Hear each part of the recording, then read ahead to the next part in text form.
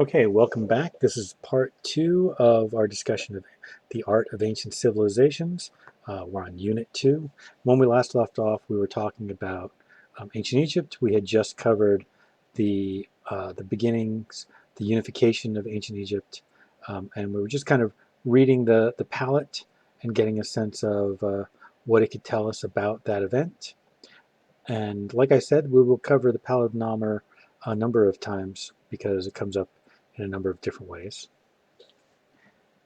So, like I said, we were next. We were talking about the Old Kingdom, and the thing. So the Old Kingdom roughly is from about uh, 3100, potentially as early as 3100 BCE to 2200 BCE. So it's almost a 1,000-year period, and it is the period of the least amount of change in terms of Egyptian art, although there was a dramatic amount of change at the beginning of the Old Kingdom period in terms of the funerary architecture.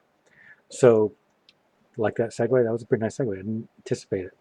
So we have this development from earlier like flat form mastaba type funerals, which are basically like a step pyramid with only one level, like just that bottom part right there. And then we start having these step pyramids, and then we start having these larger pyramids.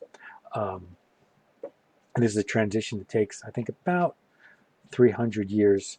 And then shortly after that, we have the abandonment of the pyramid burial practice, and they start trying a completely different funerary practice. But this led to some of the great pyramids, including the Great Pyramids of Giza, um, and they are truly remarkable and amazing. They are also a work of art that we will look at and discuss in different ways. But for right now, I want to just talk about them in terms of this overall idea of Old Kingdom Egyptian art was about permanence, and it was about creating a sense of timelessness, like things were permanent and eternal, not because not because they were resisting change, but because of like no change, if that kind of makes sense.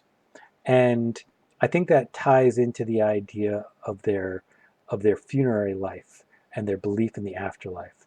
They wanted the art objects that they made to have that same eternal sense because that's how they saw the afterlife being, about this ever continuing, ever eternal um, cycle. And so a lot of the art that we have of ancient Egypt in general, especially from the Old Kingdom, is from funerary art, and they were very much obsessed with funerary, burial, mortuary activities, taking care of the body, placing the body in the tomb, supplying the tomb with all kinds of objects. And because of that, though, we get a beautiful picture of how much the Egyptians loved life, because they filled their tombs, oftentimes, with objects that they loved in life. So, like they're not, the Egyptian culture was not death obsessed, not morbid. It was focused on funerary, but that is, funerary rites, but in a way that was very much about the joy of living.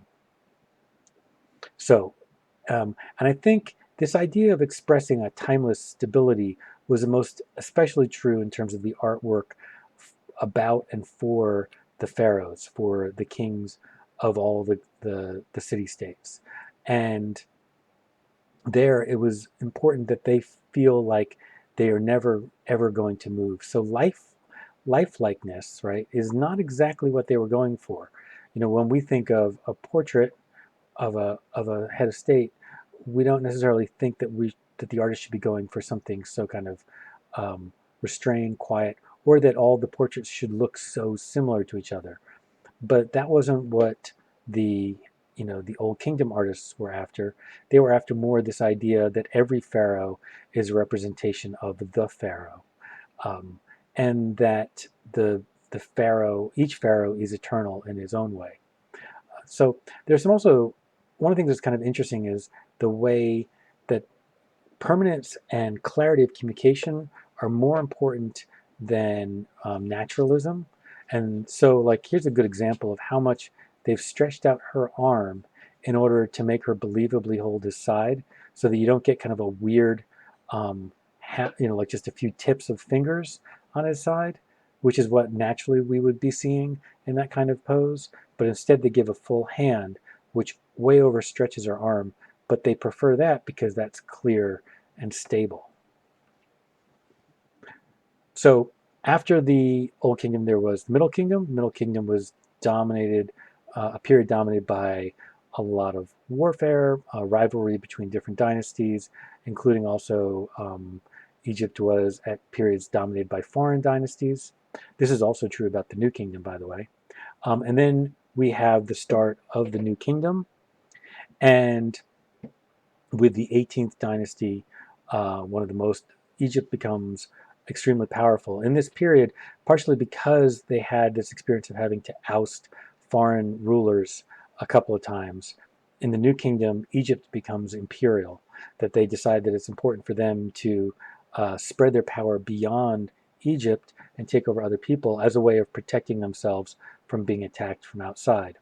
And Egypt reaches a height of this power, or a, well, not quite, because Ramses is later, but in the 18th dynasty, it reaches a pretty strong height, especially under the rule of Queen Hatshepsut. And one of the most beautiful works of art that we will study from ancient Egypt is the funerary temple, or the mortuary temple of Queen Hatshepsut. And, I read somewhere that someone commented this is the closest that Egyptian art ever came to classical ideals, like its emphasis on colonnades and open spaces really kind of accentuates kind of a more classical feel to architecture.